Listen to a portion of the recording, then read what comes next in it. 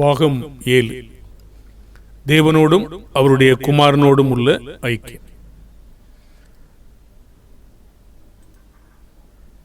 தேவனுடைய சித்தத்தை உணர்ந்து கொள்வது தேவனோடு உள்ள ஐக்கியத்தை அபிவிருத்தி செய்யுமா அல்லது இடித்து போடுமா?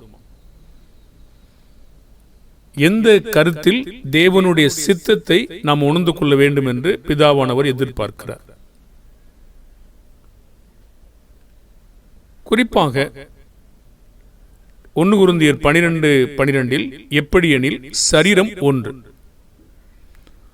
அதற்கு அவயவங்கள் அநேகம். ஒரே சரீரத்தின் அவயவங்கள் எல்லாம் அநேகமாயிருந்தும் சரீரம் ஒன்றாகவே இருக்கிறது. அந்த பிரகாரமாகவே கிறிஸ்துவும் இருக்கிறார். சரி, இப்போ சரீரம் என்றால் எதை பற்றி நாம பேசுறோம்? பாருங்க, அவயவங்கள் அநேகம், சரீரம் ஒன்று. இதனுடைய ஆவிக்குரிய கருத்துக்களை பற்றி தான், எப்படி இணைந்து செயல்பட்டா நமக்கு ஒரு மேன்மையான ஐக்கியம் கிடைக்கும் அப்படிங்கிறத நம்ம பார்க்க போறோம். இந்த கருத்து எல்லோருமே பூமிக்குரிய காரியத்தில் புரிஞ்சுக்கிறோம். சரீரம் ஒன்று, அவயவங்கள் தனித்தனி என்பது நம்ம அநேகமா இருக்கு, ஆனா சரீரத்துல இருக்கு. ஆனா இதை நம்ம புரிஞ்சுக்கிட்டு ஆவிக்குரிய கருத்தை நம்ம அதிகமா புரிஞ்சுக்கிறது இல்லை பெரும்பாலான நேரங்கள்ல. சரி, சரீரம் என்றால் எதை பற்றி பேசுகிறார்? பூமிக்குரிய சரீரத்தை ஒப்பிட்டு எதை பற்றி பேசுகிறார் என்பதை நம்ம பார்க்க போறோம். அப்பதான் நம்ம சரியான புரிந்து கொள்வதற்கு நம்ம வர முடியும். 1 கொலோசியர் 1:18, அவரே சபையாகிய சரீரம், சரீரத்திற்கு தலையானவர், எல்லாவற்றிலும் முதல்வராய் இருக்கும்படி அவரே ஆதியும் மரித்தோரிலிருந்த எழுந்த முதற் பேருமானவர். சபையாகிய சரீரம் என்று சொல்றார். இந்த சபையாகிய சரீரத்தை எவ்வாறு அழைக்கிறார்? எபேசியர் 1:23 நிறைவாகிய சரீரமான சபை. ஏன் நிறைவாகிய என்று சொல்றார்?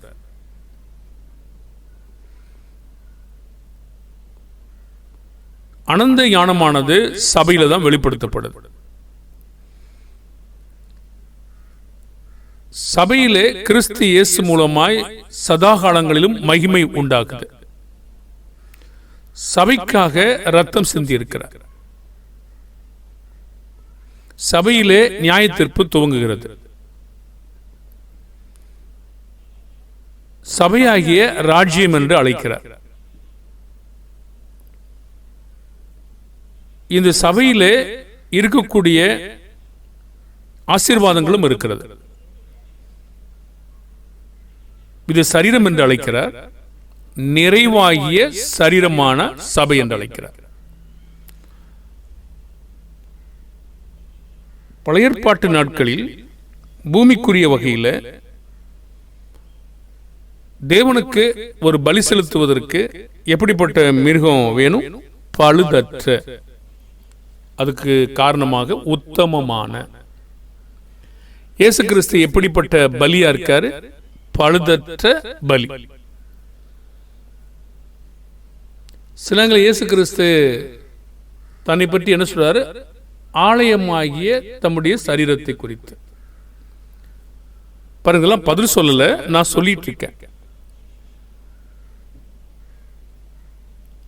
அப்போ இந்த சபையில வளர்ச்சி அடைவதற்காக என்னவெல்லாம் தேவன் செஞ்சிருக்கார், எதையெல்லாம் ஏற்படுத்தியிருக்கார்?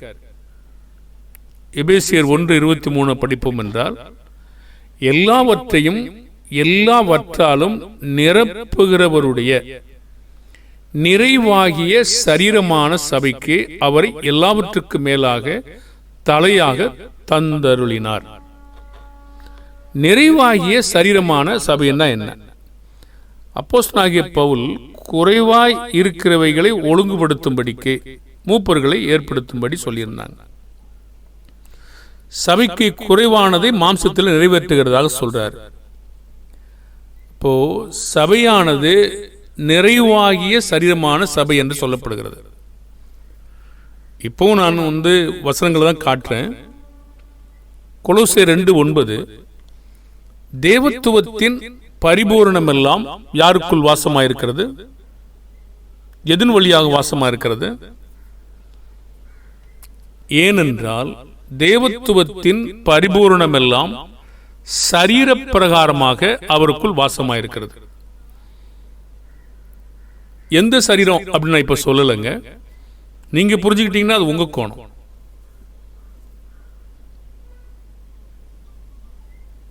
அது நம்ம கவனிக்க வேண்டிய பாகமானது நிறைவாகிய. இப்ப பார்க்கிறது பரிபூரணம் எல்லாம். அதுக்கடுத்து ஏதாவது இருக்கிறதா? பரிபூரணத்திற்கு மேல சரீர பிரகாரமாக அவருக்குள் வாசமாயிருக்கிறது. நீங்கள் விரும்பினால் கொலோசியர் 2:9 யூடியூப்ல ஒரு பகுதி இருக்கிறது, அதை நீங்க தேடி கண்டுபிடிச்சுக்கலாம். இல்லைன்னா லிங்க் தேவையான நம்ம கொடுப்போம். டிஸ்கிரிப்ஷன்ல நம்ம கொஞ்சம் கொடுக்க கவனிப்போம். தேவத்துவத்தின் பரிபூரணம் எல்லாம் சரீர பிரகாரமாக அவருக்குள் வாசமாயிருக்கிறது. இல்லதான் குறை இருக்கிறதாக நீங்க பாக்குறீங்களா? சபையானது பக்தி விருத்தி அடைவதற்காகவும் வளருவதற்காகவும் நம்ம ஏற்கனவே படித்தபடி சீர்பொருந்துவதற்காக 1 கொரிந்தியர் 12:27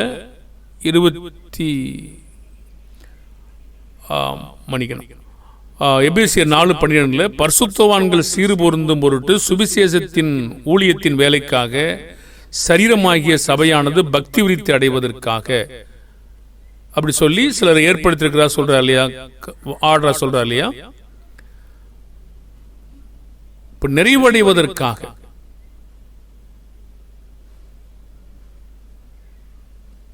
எபேசியர் 4:15-16 கிறிஸ்துவின் சரீரமாயிருக்கிறோம் என்பதின் மேன்மையான கருத்து எந்த வகையில் பொருத்தப்படுகிறது? அவரே சபையாகிய சரீரத்திற்கு தலையானவர். எபேசியர் 5:23 படிச்சீங்கன்னா கிறிஸ்து சபைக்கு தலையாய் இருக்கிறது போல. 1 கொரிந்தியர் 11:3 கிறிஸ்து தலையாய் இருக்கிறார்.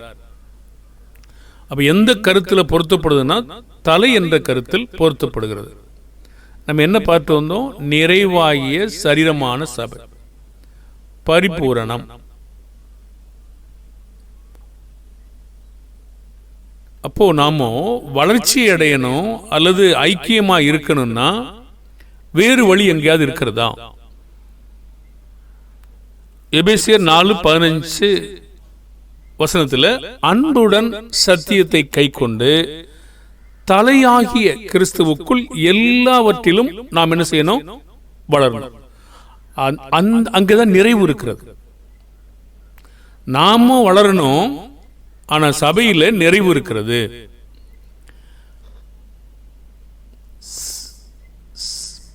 தேவத்துவத்தின் பரிபூர்ணம் எல்லாம் சரீர பிரகாரமாகிய அவருக்குள் வாசமாயிருக்கிறது.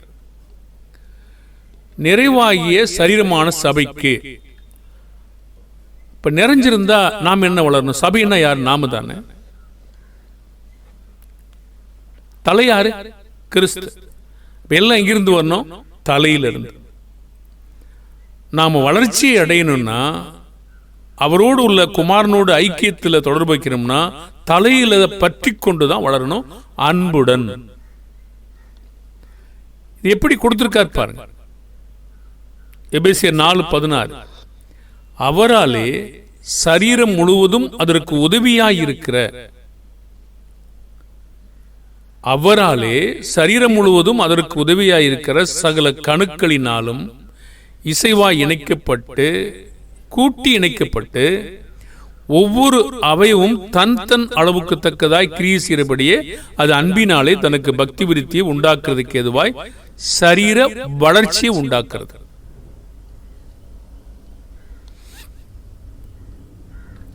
அப்ப எங்கிருந்து வரணும்? தலையிலிருந்து வரணும். யார் நிரப்பணும்? எல்லாவற்றையும் எல்லாவற்றாலும் நிரப்புகிறவர் யாரு? கிறிஸ்து. யாரு தலையா இருக்கிறது? கிறிஸ்து. அப்ப இங்கிருந்து வந்தா மட்டும்தான் அவரோடு நமக்கு ஐக்கியம் கிடைக்கும்.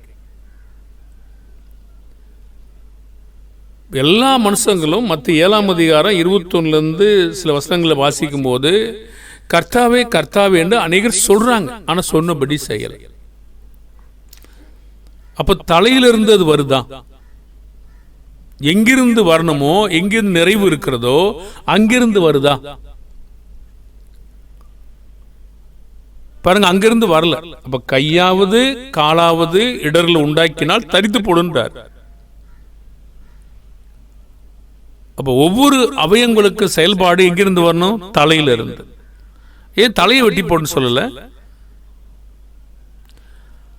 பாருங்க, சுயமா முடிவெடுக்கிறதும் ஒரு எண்ணம் இருக்கிறது, அதுக்கு ஒரு ஆர்டர் இருக்கிறது, அதுவும் வேலை செய்யுது. பாருங்க, யூதர்கள் சிலருக்கு தேவன் பிதாவா இருந்தாரு, சிலருக்கு சாத்தான் பிதாவா இருக்கிறான். சிலர் தேவனால் உண்டானவங்களா இருக்காங்க, சிலருக்கு பிசாசினால் உண்டானவங்களா இருக்காங்க. காயின் மாதிரி. இப்ப எங்கிருந்து வந்துச்சு அது? பாருங்க, தலையை பற்றி கொள்ளைன்னா அது வேற எங்கிருந்து வருது, வேற தலையிலிருந்து வருது. அப்போ அந்த சந்தர்ப்பத்தில் நீங்க ஏதாவது கண்ணை பிடுங்க வேண்டியிருக்கும் அல்லது கையை வெட்ட வேண்டியிருக்கும்.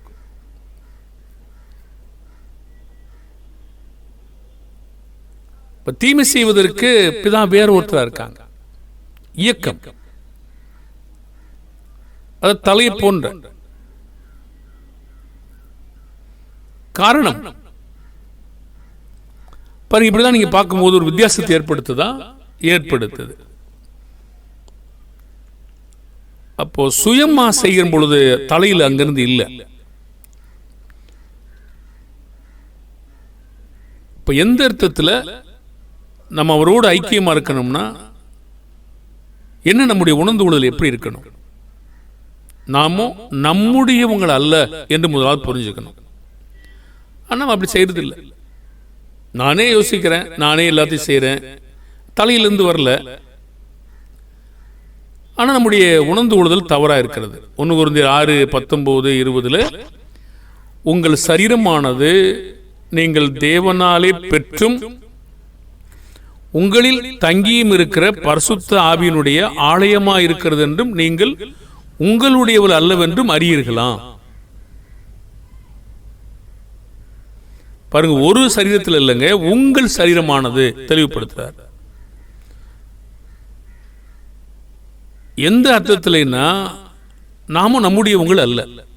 ஏன்னு கேட்டீங்கன்னா தேவனால பெற்றது. 1 கொரிந்தியர் 6:20 கிரயத்திற்கு கொல்லப்பட்டோம், தேவனுக்கு நம்ம உடையவங்களாயிட்டோம். அதனால சரீரத்தில் ஆவியிலும் தேவனை தான் மையப்படுத்தணும். இப்படி இருந்தால் மட்டும்தான் ஐக்கியம் கிடைக்கும். தொடர்ந்து நம்ம தலையை தான் பற்றி கொள்ளணும், அதை அன்போடு பற்றி கொள்ளணும். ஆவிக்குரிய கருத்தோட்டத்தில் எத்தனை சரீரம் இருக்கிறது? ஒரே சரீரம், ஒன்றாகவே இருக்கிறது. ஒன்றே தான் சொல்றார். 1 கொரிந்தியர் 12:12 எப்படி எனில் சரீரம் ஒன்று, அதற்கு அவயவங்கள் அநேகம். ஒரே சரீரத்தின் அவயவங்கள் எல்லாம் அநேகமாயிருந்தும் சரீரம் ஒன்றாகவே இருக்கிறது. அந்த பிரகாரமாகவே கிறிஸ்து இருக்கிறார். இதுதான் நம்முடைய கருத்து பாடம். அந்த பிரகாரம் எபேசியர் 4 பார்த்தீங்கன்னா ஒரே சரீரம் ஒரே ஆவி. 1 கொரிந்தியர் 12:20 கூட வாசிக்கிறோம். அவயவங்கள் அநேகமாயிருந்தும் சரீரம் ஒன்றே. அப்படி இருக்கும்போது பிரிவினை எங்கே, எப்படி வந்தது? ஒருவன் எப்படி சுயமாய் செயல்படுகிறான்? தலையிலிருந்து அப்போ வருதா? இயேசு எப்படி செய்தாரா? அப்போஸ்தலர் எப்படி செஞ்சாங்களா? இல்ல. அப்ப எப்படி நம்மால் செய்ய முடிகிறது? எத்தனை சரீரமாய் இருக்க நாம் அழைக்கப்பட்டிருக்கிறோம்? கொலோசியர் 3:15 தேவ சமாதானம் உங்கள் இருதயங்களில் ஆளக்கடவது. இதற்கென்றே நீங்கள் ஒரே சரீரமாக அழைக்கப்பட்டிருக்கிறீர்கள். நன்றி அறிதல் உள்ளவர்களாய் இருங்கள். எதற்காக? நம்ம ஒரே சரீரமாய் இருப்பதற்கு அழைக்கப்பட்டதற்காக நன்றியா இருக்கணும். பாருங்கள், அது ஒப்புரவாக்குதலின் வேலை, இணைக்கப்பட்ட வேலை, பிரிவினையை தகர்த்த வேலை. இதுக்கு நன்றி இல்லாம நாம மீண்டும் மீண்டும் பிரிவினைகளும் குழப்பங்களும் சுய எண்ணங்களும் உடையவர்களாக இருக்கிற பொழுது நன்றி இல்லாதவர்களாக இருக்கிறோம். துரோகிகளாக கூட மாறலாம். 1 கொரிந்தியர் 12:14-15 சரீரமும் ஒரே அவயவமாயிராமல் அநேக அவயவங்களாக இருக்கிறது. காலானது நான் கையா இராதபடியினால் நான் சரீரத்தின் அவயவம் அல்லவென்றால் அதனாலே அது சரீரத்தின் அவமாய் இராதோ. இப்பதான் அந்த பாடத்தினுடைய ஒரு முக்கியமான பகுதிக்கு நம்ம வந்திருக்கிறோம். முதலாவது ஒரே சரீரமாக இருக்க அழைக்கப்பட்டிருக்கிறோம். அவயவங்கள் தனித்தனியா இருக்கிறோம். தலையை பற்றி கொண்டு நடக்கும்போது ஐக்கியம் வரும் அப்படின்னு பார்த்திருக்கிறோம். ஆனா நம்ம சுயமா நடப்பதற்கு விடுதலையா இல்லை. நாம சொந்தமா யோசிக்கிறோம். இங்க பிரிவினை வர காரணம் என்ன பாருங்க. தேவன் தமது சித்தத்தின்படி அவயவங்களை ஒவ்வொரு இடத்துல வச்சிருக்கார்.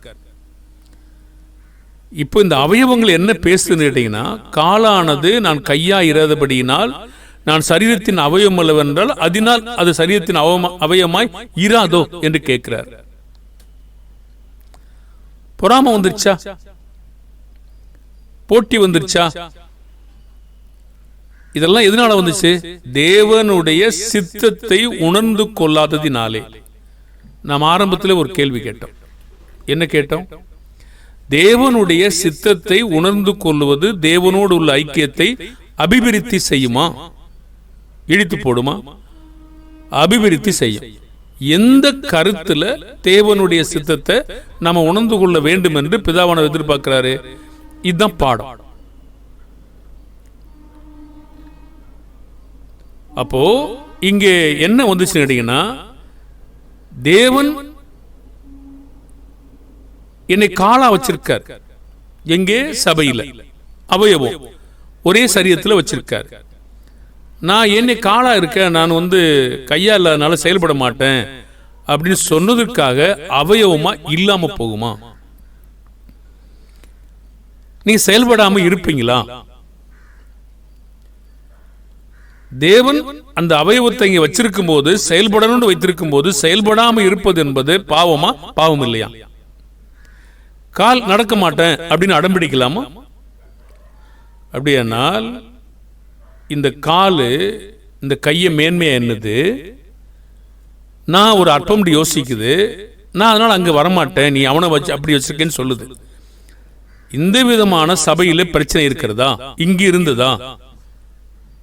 இப்படிப்பட்ட பிரச்சனைகள் எல்லாம் புதுவிதமானதா?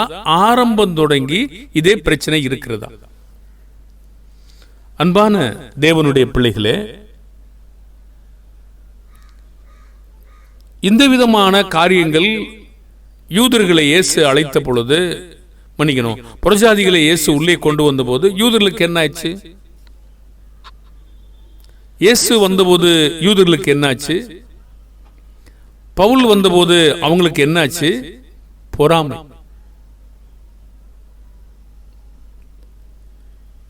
ஐக்கியத்தை குலைக்கும் செயல். தேவன் என்னை எந்த நிலையிலே அவயவங்களாக வைத்திருக்கிறாரோ அந்த அவயவம் தன்னுடைய வளர்ச்சி பணியை மேற்கொள்ளலாம். ஆனால் அது மாற முடியுமா?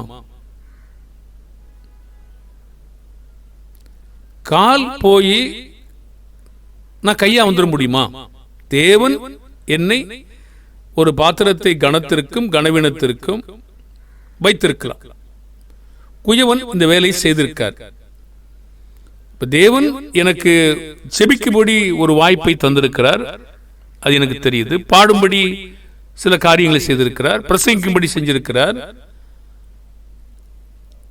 நீங்கள் அது முயற்சி பண்ணலாம். தேவன் தரவில்லை என்று சொன்னால் நாம் என்ன பண்ண முடியும்? அந்த கையா இருக்கிற ஒருவன் மேலே இந்த கால் பொறாமையா இருக்கலாமா? அதனால அதனுடைய செயல்பாட்டை முடக்கி வைக்கலாமா? அதனால அது சோர்ந்து போய் நான் சாப்பிட மாட்டேன், வாயி நான் மூக்கு சுவாசிக்க மாட்டேன், கண்ணு பார்க்க மாட்டேன் சொல்ல முடியுமா? சொல்லுவது அநீதியா இருக்காதா? தேவனுடைய சித்தத்திற்கு எதிரானதா இருக்காதா? பாருங்கள், என்னை செயல்படுவதற்குத்தான் அங்கே வச்சிருக்காரு. என்னுடைய நிலை என்ன நிலையோ நீ அங்கீகரித்து வச்சிருக்காரோ அந்த நிலையில நான் இல்லாம வேற நிலைக்கு நான் போக ஆரம்பிக்கிறேன். பாருங்க, வளர்ச்சி என்பது வேற, அவயவங்களின் காரியங்கள் வேற. எந்தெந்த அவயவம் அதனுடைய வளர்ச்சி எட்ட முடியும். ஆனா கேட்கிறாரு, நீ இல்லைன்னு சொன்னதுக்காக இல்லாம போயிட்டியா? அப்ப செயல்படாம இருக்க முடியுமா? சிலருக்கு இது மாதிரி நமக்கு வருத்தம் வருதா? இதெல்லாம் பார்க்கறதுக்கு நம்ம பின்னாடி ஒரு திட்டம் இருக்கிறது. பழைய ஏற்பாட்டினுடைய லேவி புத்திரர்ல கோகாத், கெர்சன், மொராரி, அவங்களுக்கான வேலை என்ன? அதனால பிரச்சனை இருந்ததா? மோசே காலத்தில் பிரச்சனை இருந்ததா? மோசையோட மட்டும்தான் பேசுவாரா, எங்களோட பேச மாட்டாரா? என்ன நடந்தது? மிஞ்சி போறது, அது உயர்த்தி கொள்வது. பாருங்க, நான் எந்த நிலையில தேவன் என்னை வைத்திருக்காரோ அந்த நிலையை கடந்து நான் உயர்த்தும் போது என்ன ஆகும்? தேவன் அனுமதிப்பதில்லை. மீண்டும் சொல்றேன், அவயவங்கள் தன்னுடைய அவயவத்தினுடைய வளர்ச்சியை எட்ட முடியும். ஆனா அதை தாண்டி அதற்கு மாறி அதை இந்த மாதிரி காலா கையா இல்லாதபடினால நான் காலா இருக்கிறபடினால நான் கைக்கு போகணும்னு நினைக்க முடியுமா? அதை இங்க சொல்லல. அதுக்கு எதிராக இது யோசிக்குது. நான் இதனால இல்லைன்னா நான் அவயவமா இருக்க மாட்டேன். இது நம்ம கையும் காலையும் பத்தி பேசிக்கிட்டு இருக்கல, அவயவங்களை பத்தி பேசிக்கிட்டு இருக்கோம். கர்த்தருடைய பிள்ளைகளை பற்றி பேசிக் கொண்டிருக்கிறோம். ஆக இந்த பிரச்சனை எல்லாம் ஒரு புதுவிதமான பிரச்சனை என்று நம்ம நினைக்க முடியாது. உலகம் எப்பொழுது உண்டானதோ இந்த பிரச்சனை தொடர்ந்து கொண்டுதான் இருக்கிறது. இதை குறித்து நாம இன்னும் விரிவாக இந்த பிரச்சனை என்ன, இதனால எத்தனை கெட்ட காரியங்கள் நடந்தது, இதை நம்ம பற்றி பார்ப்போம். கர்த்தருக்கு சித்தமானால் அடுத்த பாடத்தில் நம்ம இதை பார்ப்போம். ஏன்னா ரொம்ப முக்கியமாக நீண்ட பாடமாக இருக்கிறபடினால அது நம்ம ஒரே முறையாக நம்மளால் பேச முடியல. அப்போ கேள்வியானதை கவனிச்சு கொள்ளுங்க. இந்த அவயவங்களில் 1 கொரிந்தியர் 12ஆம் வசனத்தை வாசிக்கிற பொழுது கண், காது, செவின்றாரு, மோப்பம், அடுத்து காலு, இதெல்லாம் சரீரத்தில் இருக்கிற பொழுது அந்த அவயவங்கள் தன் நிலைகளை உணர்ந்திருக்க வேண்டும். இதை கடக்கிற பொழுதோ அல்லது சோர்ந்து போகிற பொழுதோ அதற்கு எதிராக இருக்கும் பொழுதோ பொறாமையாகுது. பொறாமையானா என்ன வரும்? பிரிவினை தான் வரும். ஐக்கியம் எங்கிருந்து வரும்? இந்த பிரச்சனைகள் இதெல்லாம் தேவன் நமக்கு பதிவு வச்சிருக்காருன்னா அதுக்கு ஒரு நோக்கம் இருக்கா? இன்றும் இப்படிப்பட்ட பிரச்சனை சபைகள் இருக்கிறதா? நிச்சயமாக கொன்றாங்க. சில நேரங்களில் மக்களை பாருங்க, அழிச்சு போடுறாங்க பொறாமையினால. இதை பற்றி நம்ம கொஞ்சம் விரிவா வரும் பாடத்தில் என்ன நடந்தது அப்படிங்கிறத பார்ப்போம். பிதாவாகிய தேவன் உங்களை ஆசீர்வதிக்கட்டும். நாம் ஒரு ஜெபிப்போமா? பரலோக பிதாவே, தேவனுடைய சித்தத்தை உணர்ந்து கொள்ளக்கூடிய காரியங்களை எங்களுக்கு தார். நாங்கள் தலையாகிய கிறிஸ்துவ கீழாக அவயவங்களாக இருக்கிறோம். நாங்கள் எந்த அவயவமாய் நீர் வைத்திருக்கிறீரோ அந்த அவயவமாய் இருந்து செயல்படுவதற்கு எங்களுக்கு பலன் தார். நாங்கள் அற்பமாய் எண்ணாதபடியும் தேவன் வைத்திருக்கிறதற்காக நன்றியோடு இருக்க எங்களுக்கு உதவி செய்யும். இதனால் நாங்கள் பொறாமையாய் ஆகி கெட்டு போய்விடாதபடி, பிரிவினை ஏற்படுத்தாதபடி விலக்கி காத்திரலும். நீர் எங்களுக்கு வைத்திருக்கிற சித்தத்தின்படி வைத்திருக்கிற ஒவ்வொரு காரியத்தையும் உணர்ந்தவர்களாக நீர் என்ன எதிர்பார்க்கிறீரோ, இவருடைய செயல்பாடை எந்த அவயவத்திலிருந்து எதிர்பார்க்கிறோ சிறப்பாய் செய்ய எங்களுக்கு பலன் தார், தகுதிப்படுத்தும். இயேசுவின் நாமத்தில் ஜெபிக்கிறோம் நல்ல பிதாவே, ஆமென்.